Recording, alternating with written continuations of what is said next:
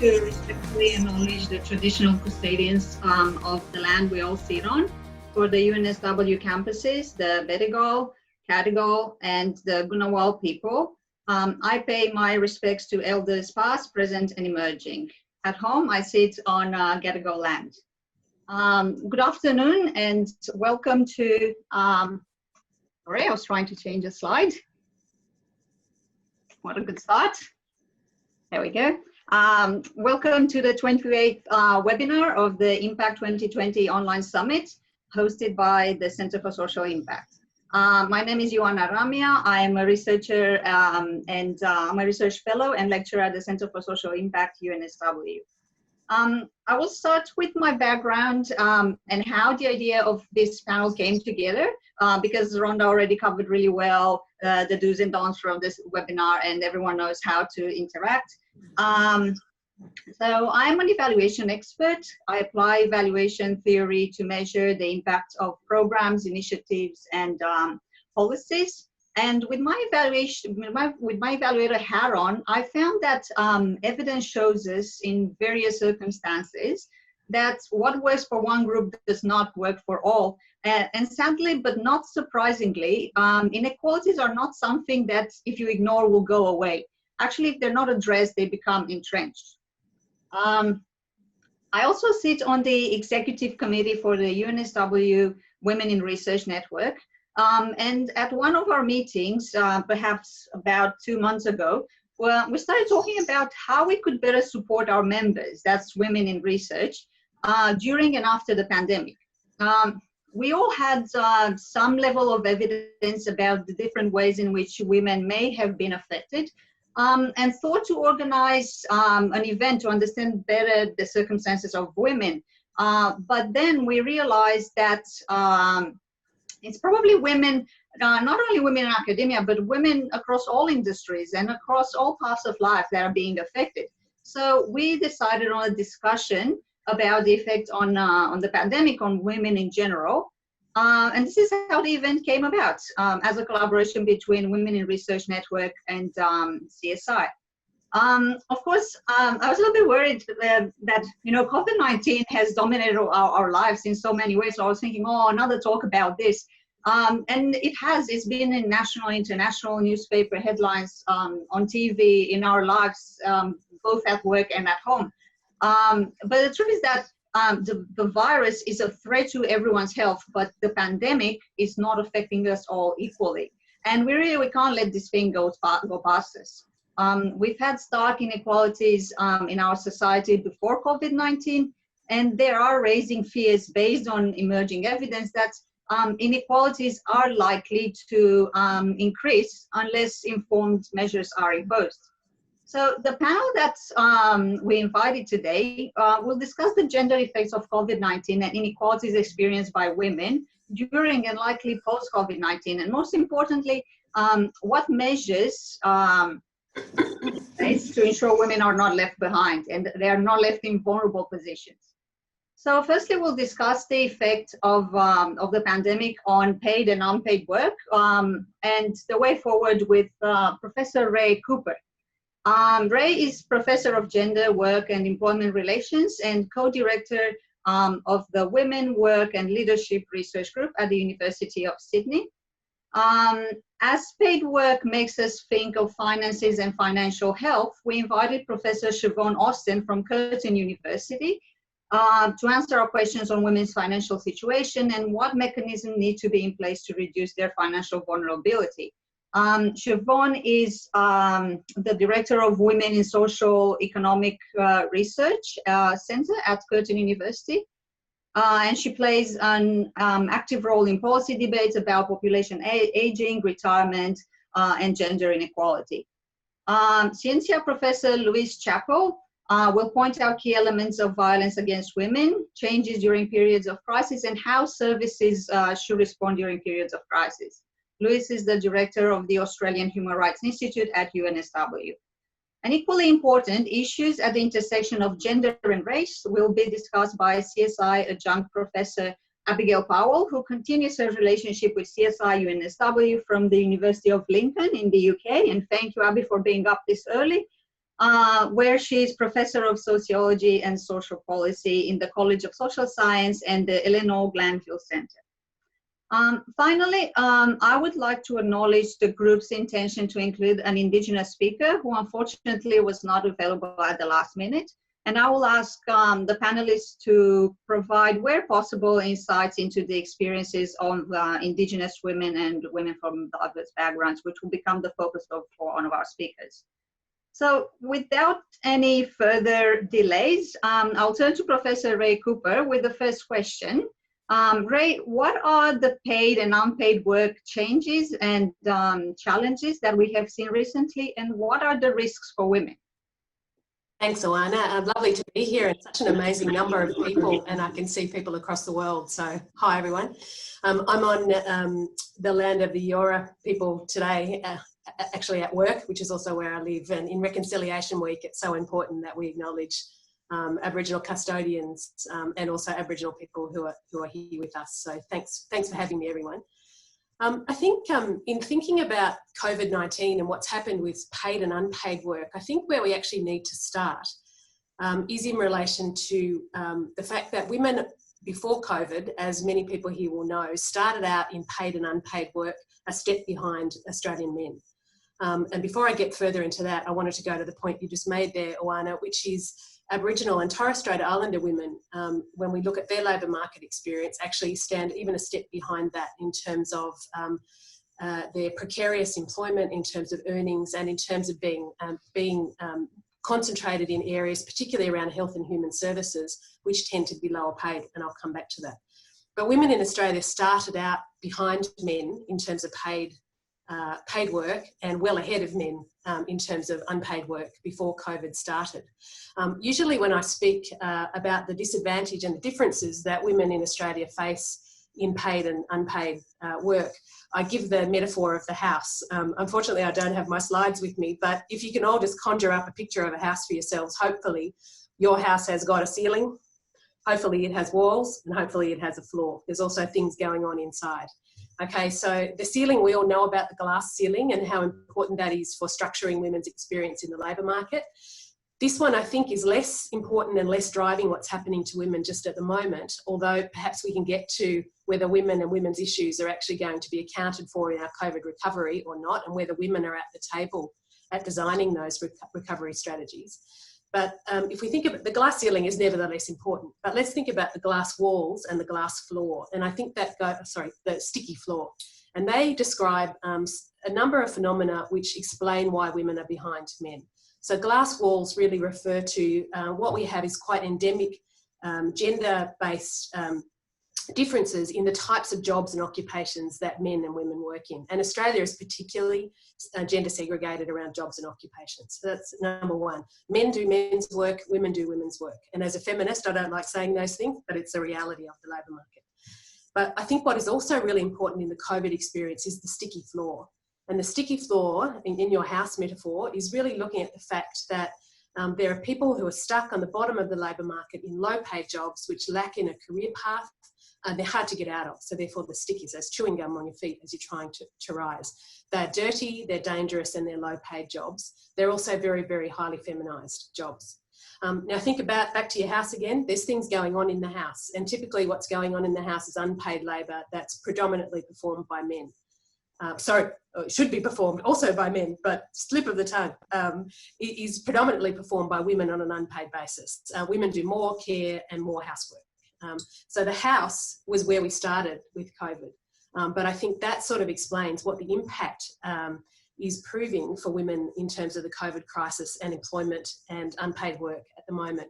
And I would characterise what's going on in terms of the COVID crisis as basically being a triple whammy for Australian women. The first one is that women are the front line in terms of employment in the COVID crisis. The second one is that women have lost more jobs and lost more hours than men have in the COVID crisis to date. And that has real implications for earnings and for poverty long term. And women are doing even more of the unpaid work than they were before. So if I can just go to that issue of women being the front line, so that echoes back to the issue of the walls, the glass walls in our occupations and industries. We know that women are absolutely on the front line of this crisis, and compare that to other crises that we've had more recently. So for example, the bushfire crisis was much more, we had more men sort of out there in the front being the heroes. At the moment, the heroes are the women, and there are nurses, you know, about 90% of nurses and midwives are women. They are aged care workers, high 80% are women, and there are early childhood educators who are in the high 90s are women. There's also retail workers who are, you know, over 70% feminised, who are copping a whole lot of work in supermarkets and a whole lot of bad behaviour, actually. So thinking about those jobs, they are the heroes as a part of this crisis. They're working very long hours, but they're also working in very undervalued jobs. And study after study, including our own work here at the University of Sydney and across many other contexts, has shown that they are absolutely undervalued relative to the skills that they have and relative to others. I notice that we have some friends here joining from the UK, including Abby, and there's been a lot of clapping of an evening for the NHS workers in the COVID crisis over there. And I saw a really interesting study from the Fawcett Society yesterday saying that 75% of Britons support a pay increase for nurses. So let's hope that's my one glimmer of hope. So it's all downhill from here, people. So that's the first whammy. The second whammy is that women have lost more hours and therefore, and more jobs and therefore more pay than men have during this crisis. Many of our other economic crises and shocks, like the global financial crisis from 2009 onwards, was referred to as a man session because it really predominantly and profoundly affected men's employment. People are talking about this crisis as a she session. And we know that of the 600,000 jobs that were lost in Australia in the month of April alone, 55% of those jobs were held by women. We also know that underemployment has really spiked, and that's always has a very gendered angle to it. So unemployment has spiked more for women, and unemployment and underemployment have both spiked more for women. So that's a really serious problem for women right now at the time of earnings, but I think also longer term, and especially if we're looking at what's going on in terms of access to pensions and superannuation. Now, interestingly, there's been a much bigger hit to part-time hours and part-time employees than there has been to full-time employees. And that is also a really gendered phenomenon. I think we also need to, in this, you know, women having been more affected, take a look at what's happening in some of those sectors where we have boom and bust. So I'll just give you the example of retail, where we have massive over hours going on in supermarkets, and we have a real contraction in hours in other parts of retail. And I think that's underlying some other, you know, key problems that are going on in those sorts of sectors. Final thing, you'll be happy to know, Oana, I'm about to be quiet, is that women are doing even more care than they were pre-COVID. So we know that long-term data tells us that women do more at home unpaid than their male partners do. Some really interesting research that our colleagues Brendan Churchill and Lynn Craig are doing down at Melbourne at the moment, their preliminary data suggests that women are doing an extra hour of housework per day and an extra 4 hours of direct care. Now, men are also doing more, but they're doing half as much of more, if you know what I mean. So half an hour more of housework, and they're doing 2 hours more of direct care work with kids or other people in the home. So that triple whammy of being the front line, of losing more hours, more jobs, and therefore more earnings, and also doing more unpaid at home, I think that describes where we are with COVID and women. Thanks. Ray, my other question to you was that what mechanism should be in place then to protect women? You know, so that we don't go back to that 1950 situation where women are stuck at home. Well, stuck at home, yes. Well, they're also doing stuck at home, yeah. Yeah, well, I think look, it's such a complex question, isn't it? Because it's the drivers are so, you know, the ceiling, the walls and the floor are so complex and so many stakeholders around it. I think at the moment that, like, one suggestion I'd make at the moment is we're having a number of reviews about what our response is in the COVID situation. We've even had announced in a speech by the Prime Minister to the Press Club this week about, you know, potential conversations about how our workplace laws might change. And there was a experience financial stresses. They struggle to secure enough resources, not only for themselves, but for the people who are in their care. And reflecting this, recent data is showing that women are more worried about the mortgage, more worried about whether there's enough money for emergencies, more worried about finding money for kids' education than men. So these are responsibilities that women typically take on, and obviously then experience real stress when those things aren't happening or under threat. I think it's really important too to realise that many women need to try and negotiate these issues in situations where they're financially dependent on their partner, and that the current system isn't helping.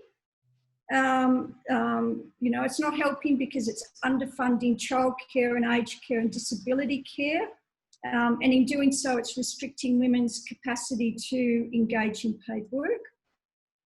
It's basing people's entitlements to job seeker and other forms of income support, including the age pension, on a means test of household income and assets, not individual income and assets. And that in that way, it really ties women to their partners and entrenches their financial dependence and vulnerability. I think COVID has thrown the fault lines in our current situation into stark relief.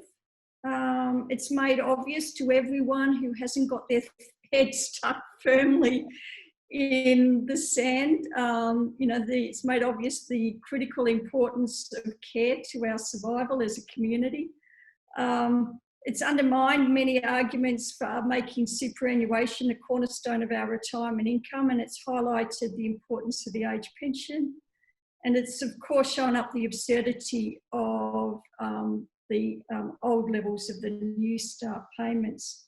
It's shown the importance of free childcare and crisis payments, and the importance of making sure that these sorts of things can be accessed without, jumping through people through absurd bureaucratic nightmares. Yeah, thank you. All right, yeah, I'll leave it there. So thank you. Yeah, sure. No, it's very good to hear all these emerging figures about how women are being affected and how their finances are being affected through this. And especially when you said about that it makes women more dependent on their partners, and usually they're male partners. So then it makes sense to think about being financially dependent, and that is usually a source of domestic violence, as you said. So it gives me the opportunity to move on and ask, well, what else is happening for women in this space, and how have services responded to women's vulnerabilities and to violence against women? So being aware of the time, I would like to direct this question towards Louise. If you can tell us more about these services and how effective they've been during this period.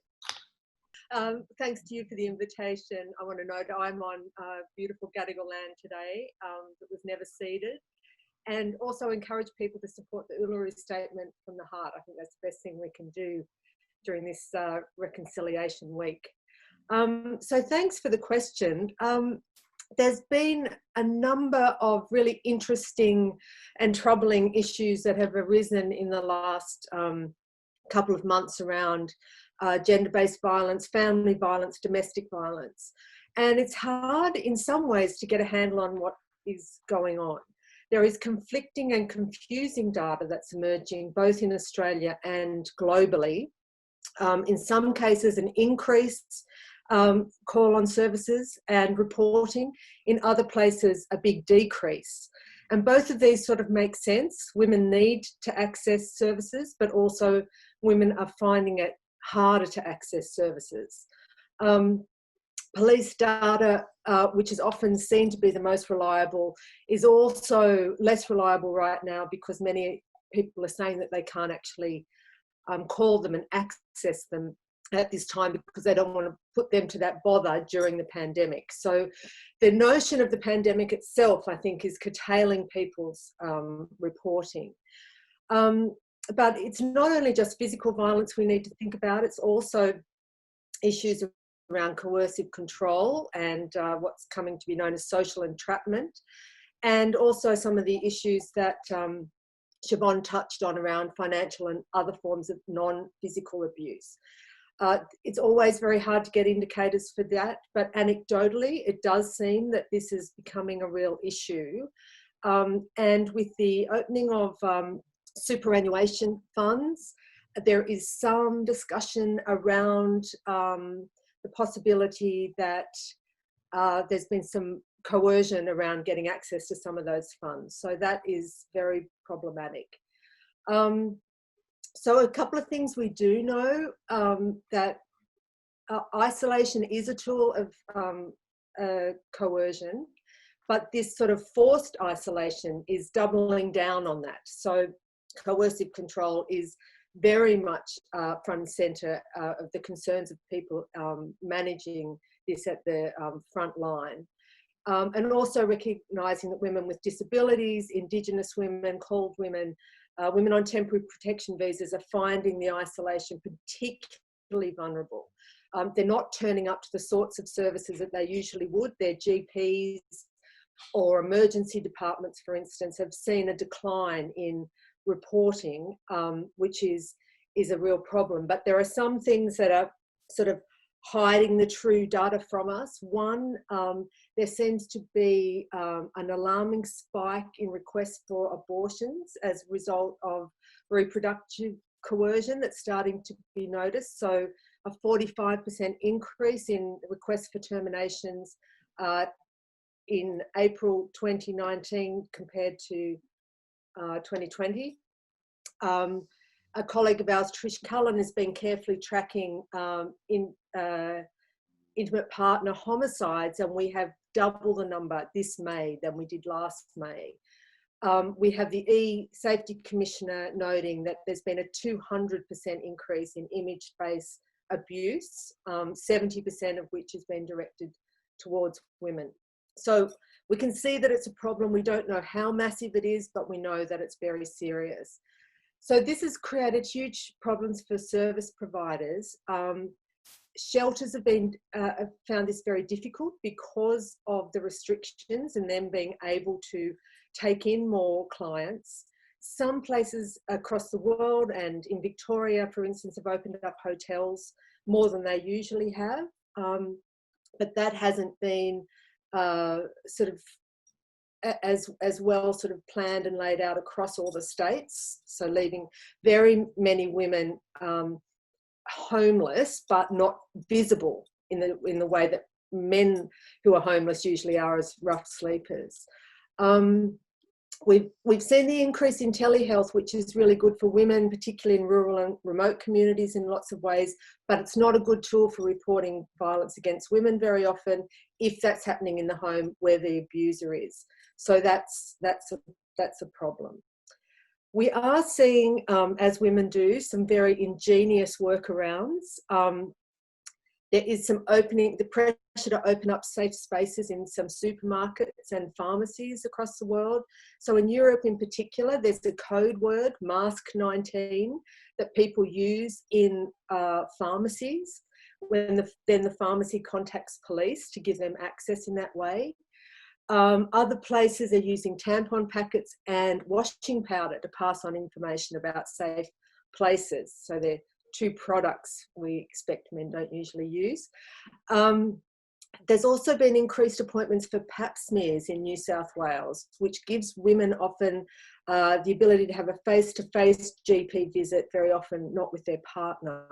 So those sorts of things are on the rise and are telling us that people need information and that we have to work around the systems, if you like. The government response here has been quite interesting. In Australia, there's been $150 million of a domestic violence support package that has been put together. A lot of that's been directed towards hotlines, both for men and for women. Interestingly, the male hotlines have also marked a 35% increase. So male perpetrators looking for ways to avoid being abusive. So that's seen to be a very important service. And then 1-800-RESPECT has developed its own COVID hotline as well. one very important development, because of the increase in emergency family court issues and parent-related disputes that we know often are a result of or lead to other forms of gender-based and family violence. There's a special court list now where they are expediting all of these cases. That began at the end of April, and I understand they're trying to work to a 72-hour turnaround in some of those cases, which is just unheard of. And it's another example of how the sort of thing we thought we could never do, like have free childcare access or whatever, we actually can. And this is taking, those sort of calls very seriously about the need for protection. And just finally to say, in terms of sort of governance machinery, there's the establishment of the Council on Australian Government Women's Safety Committee. It was just a forum before, but now they're formed as a committee, and they are working very much in terms of developing the next national action plan and trying to take into account, I think, some of the lessons that have been learnt here. And I think, to pick up on Siobhan's point earlier, a lot of the damage to come out of this period is not going to show up for quite a long time, or it is going to be compounding and ongoing. So it's really important that we do put in place these sorts of policy mechanisms, governance mechanisms now, that are going to see this being addressed into the future, because it's certainly not just going to be over anytime soon. So just to say a couple of last things, and again, to pick up on Ray and Siobhan's point, that we've got to look to prevention here, and that is about economic security. We know that economic stress leads to violence, and so we've got to get rid of the drivers of violence, and that also includes gender equality, obviously. So working on the macro level is really important to be addressing these things that are happening. And the other issue is paying more attention to the technology-driven abuse, not only just the online stuff, but also the surveillance that's going on through tracking devices, hidden cameras, the Internet of Things controls. And this is where the sector actually needs to build more capacity, and government needs to support that move as well, I think. And it's really come to the fore, being more revealed, during this time. So I'll leave it there for now. Yeah, thank you, Louise. It's really alarming to hear some of the statistics, and especially that the damage will be ongoing for quite a while. Which is expected, like we're expecting that of the economics. Why aren't we expecting it of everything else? Yeah. We're not going to see this ending anytime soon. Something that I wanted to ask you, but I think I might pass this on to Abby. But do feel free to fill in. Like, if I was wondering if any of those, the information that you had, if there was something more specific to women of certain, minority background. So I might pass on the mic now to Abby to talk about that, and then we'll come back in a bigger discussion. So Abby, for women from ethnic minority or culturally and linguistically diverse backgrounds, are they likely to be more heavily affected? And I'm aware of time that I would like to have some questions with participants as well, with the attendees. Thanks, Joanna. I'll try and keep it relatively brief. I'd also like to start by acknowledging the traditional owners of country throughout Australia and pay my respects to their elders past, present and emerging. Just a bit of a preface, most of what I'm talking about today is going to be from a UK context perspective, and we're currently in our 10th week of lockdown here, and you've probably seen in terms of the news headlines that we have got probably one of the worst death rates in the world in terms of COVID now. So that kind of sets some context there. Probably the main message that I want to put across today is the importance of adopting an intersectional approach. And really that's acknowledging that not all women's experiences are the same. and people's outcomes in general are simultaneously affected by a whole range of factors and characteristics, including their gender, but also thinking about their ethnicity and other characteristics like disability, sexuality, and so on. However, there's a real lack of data that allows us to do that. So I'll start to try and address that a little bit today, but you will see that some of the statistics that I speak to are statistics about women and statistics about people from ethnic minority groups.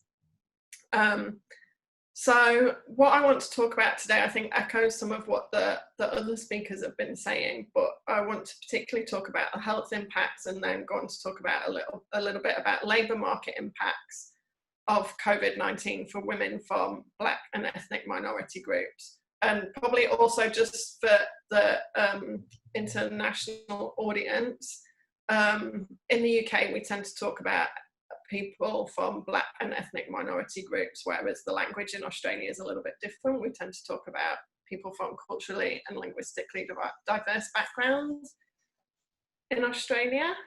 A little bit more context in terms of looking at gender and race. I think it's worth noting some of that wider context that's impacting all people from ethnic minority groups.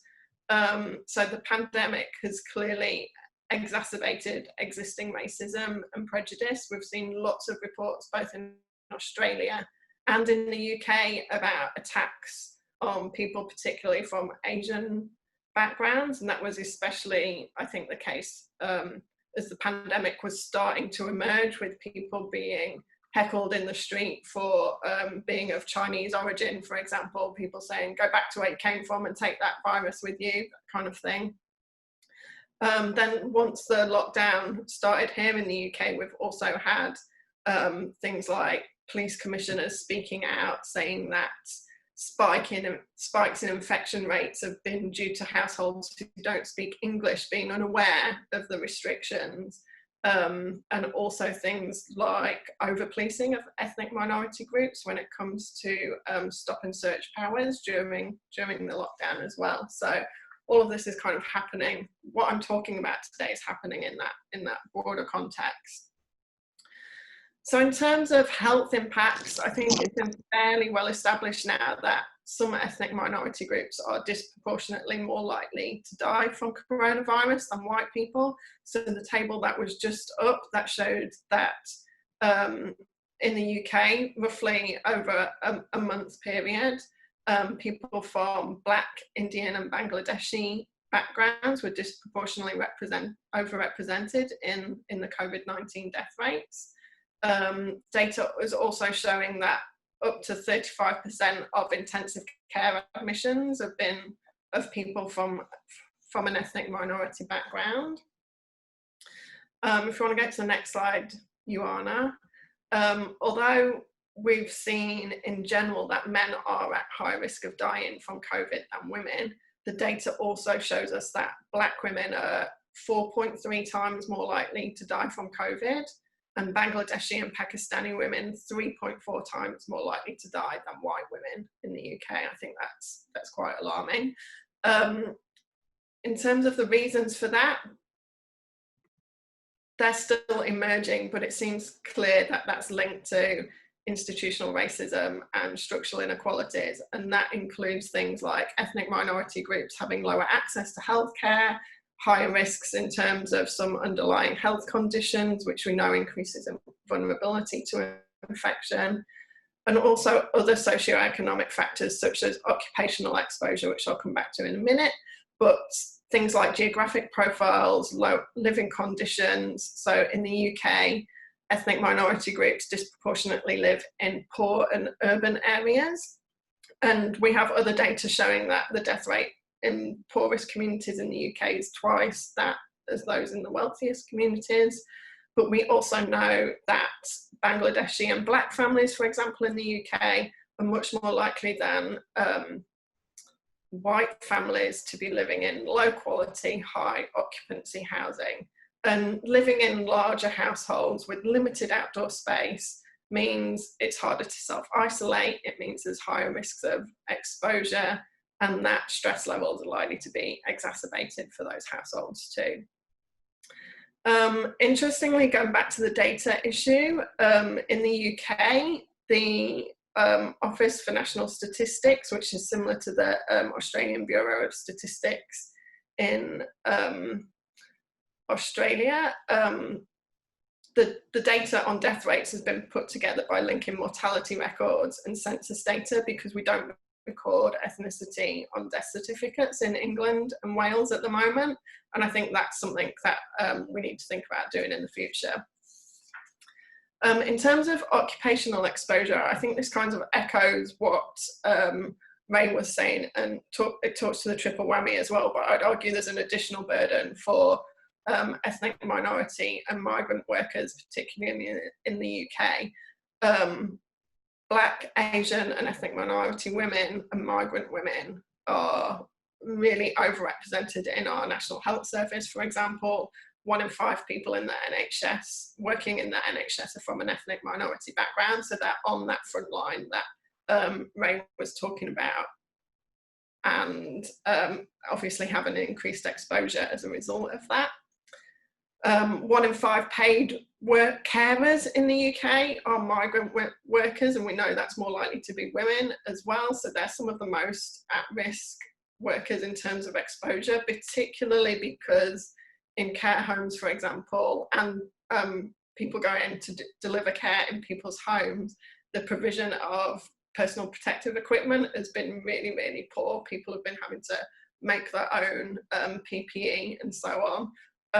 PPE, as an aside, is also gendered because it's made for the average male, not the average woman.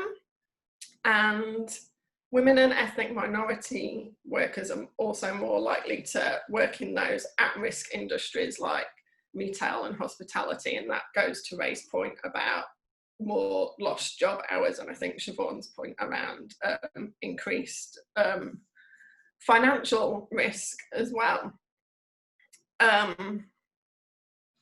Yeah, so I think I'll leave that point there. So in terms of what can we do to better protect people and ethnic minority women in particular, I think the most important thing, and I think this alludes to what all of the speakers have said, is that we need to monitor the impact for women, for ethnic minorities and for other minority groups well beyond the end of the immediate crisis. This is going to carry on for much longer.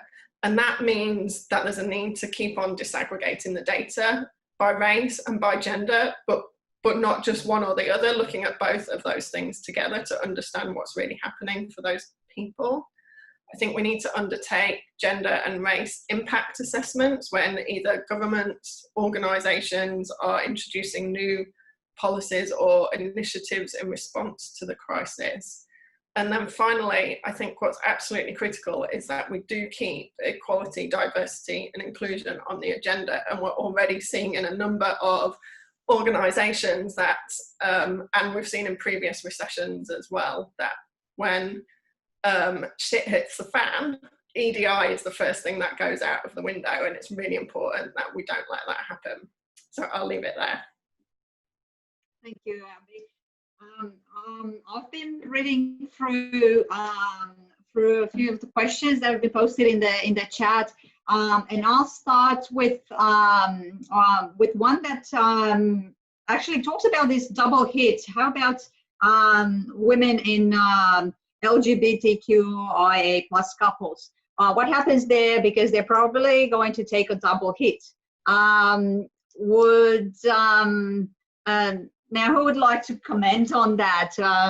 How do you see the effect on these couples, and what can be done to protect them? Because what disadvantages we've been talking about now for women, these households will be taking double that.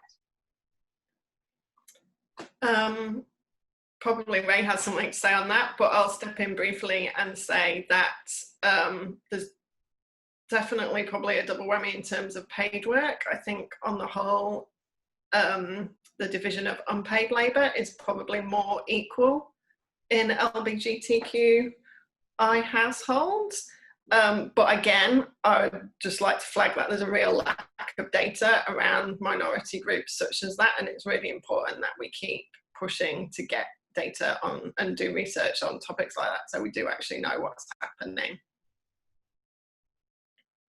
Yeah, Ayana, again, I'll echo that from Abby. The lack of data is quite astounding in some of these areas. But double undervalued wages has an impact on, you know, 2 women heads of household. I guess that's all I can say on that one. You know, like it's a double hit. Yeah. And as well as suffering from many of the other disadvantages and discriminations that occur for LGBTIQ+ people. Yeah, so definitely talk about this need to really collect more data and segregate that data to provide more evidence. Another question was about the recent announcement that public servants' pay raise will be frozen for the next 12 months and is most likely to affect women. The question in the chat was, do you have any commentary on that? So I'm expecting either Ray or Siobhan. Yes, I have some commentary on that. I expect everyone does.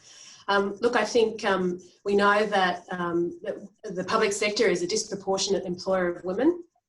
And we know that particularly in professional jobs and jobs that we see as good and secure jobs, and we know that those jobs have been undermined actually in recent years with governments successively refusing to appoint people on continuing contracts and whatnot. So the quality of those jobs has been in decline. But I do think, you know, given the high level of value socially and economically that has been exposed from some of these direct workers who really are leading our efforts, particularly in public hospitals and other sort of direct government funded work, given the exposure that we've had to how important those jobs are, it really is quite astounding to see that, you know, our nurses in public hospitals are not going to be, in New South Wales at least, for the others who probably aren't in the same situation, are not going to be having the pay increases that they're expecting.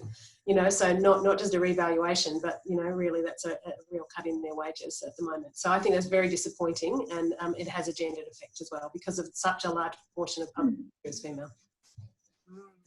It'll be interesting to see if there's a backlash against any of that from the public, because I think one thing that the pandemic has done is really highlighted who actually are the workers that hold society up. And as Siobhan said, that there's been the survey in the UK that said, or it may have been made.